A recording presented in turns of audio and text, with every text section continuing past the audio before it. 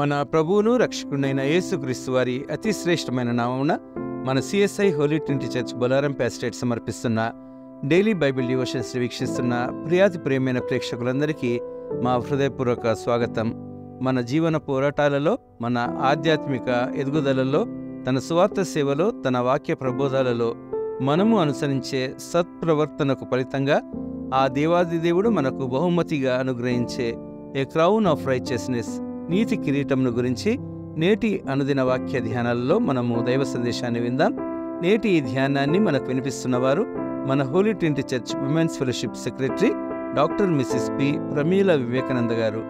దైవ సందేశానికి అనుబంధంగా ఈ ఉపోద్ఘాత గీతాన్ని ముందుగా విందాం.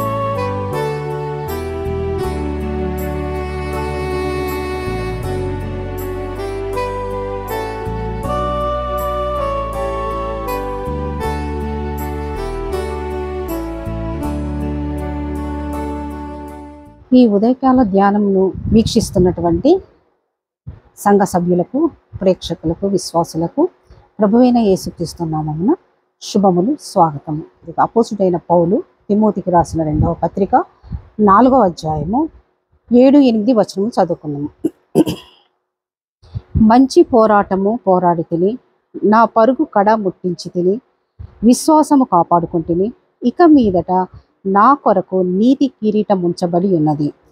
ఆ దినమందు నీతిగల న్యాయాధిపతి అయిన ప్రభువు అది నాకు మాత్రమే కాకుండా తన ప్రత్యక్షతను అపేక్షించు వారందరికీ అనుగ్రహించును.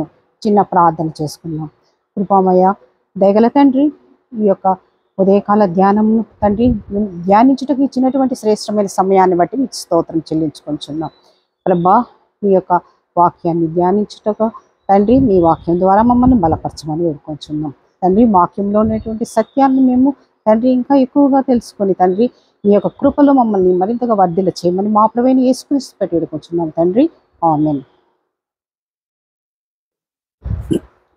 అపోస్తుడైన పౌలు రాసినటువంటి పత్రికలలో తిమోతి పత్రిక చివరి పత్రిక.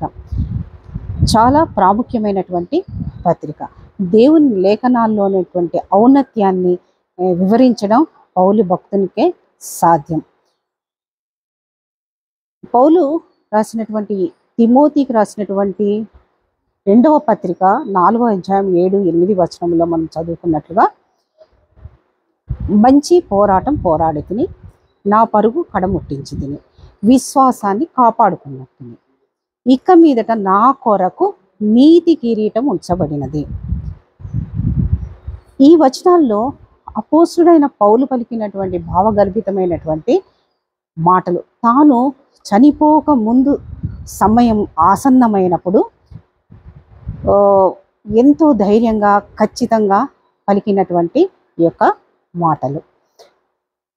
తాను చనిపోయే చివరి గడియ వరకు తాను తన విశ్వాసాన్ని కాపాడుకున్నానని, తన మరణించిన మరుక్షణమే పరలోకానికి వెళ్తానని, తనకు పరలోకములో నీతి కిరీటం ఉంచబడినదని ఎంతో నిశ్చయతతో ఆయన చెప్పాడు. మరి మన జీవితాలను మనం పరీక్షించుకుంటే ప్రభువు పట్ల మన విశ్వాసము ఎలాగుంది? మన జీవితాల్లో మంచి పోరాడి మన విశ్వాసాన్ని ఏ విధంగా మనము కాపాడుకోవాలో అన్నటువంటి విషయాన్ని దేవుని వాక్యానుసారముగా పరిశుద్ధ గ్రంథములోనే 3 సత్యాలను మనము పరిశీలించవచ్చు. మొదటిగా మనము పరిశీలించిన నీతి కిరీటం పొందాలంటే, మనం పరలోకములో పరిశీలిస్తే పరలోకంలో నీతి కిరీటం పొందాలంటే మన విశ్వాసం పోకుండా పోరాడాలన్న సత్యాన్ని ప్రభువైన యేసుక్రీస్తు వారే తెలియచేశారు. యోహాను సువార్త 3వ అధ్యాయము 36వ వచనంలో, కుమారుని యందు విశ్వాసముంచువాడే నిత్య జీవం కలవాడు, కుమారునికి విధేయుడు కానివాడు జీవము చూడడు, కానీ దేవుని ఉగ్రత వాని మీద నిలిచి ఉండును. యేసు ప్రభువుపై మనం విశ్వాసం కలిగి ఉన్నంత వరకు మనకు ఎలాంటి ప్రమాదము ఉండదు. కానీ ఎప్పుడైతే ఆయన పట్ల మన విశ్వాసము తొలగిపోతుందో, అవిధేయులమవుతామో, అప్పుడు వానిపై తప్పక దేవుని ఉగ్రత అనేది ఉంటుంది. మరి మన జీవితాల్లో నుంచి పరీక్షించుకుంటే శ్రమల వల్ల కానీ, పాపం వల్ల కానీ, ఐహిక విచారముల వల్ల కానీ మన విశ్వాసము బలహీనపడుతున్నప్పుడు తక్షణమే యేసుక్రీస్తు పై మనకున్న విశ్వాసాన్ని బలపరుచుకోవాలి.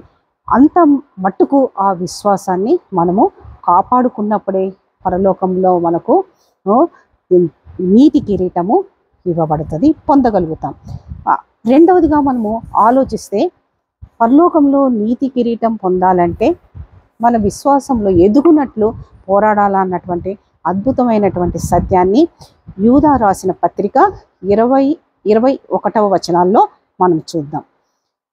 ప్రియులారా, మీరు విశ్వసించు అతి పరిశుద్ధమైన దాని మీద మిమ్మును మీరు కట్టుకొనుచు, పరిశుద్ధ ఆత్మలో ప్రార్థన చేయుచు, నిత్య జీవార్థమైన మన ప్రభువగు యేసుక్రీస్తు కనికరము కొరకు కనిపెట్టుచు దేవుని ప్రేమలో నిలుచున్నట్లు కాచుకొని ఉండుడి. ఇక్కడ మనకు 4 విషయాలు గోచరమవుతాయి.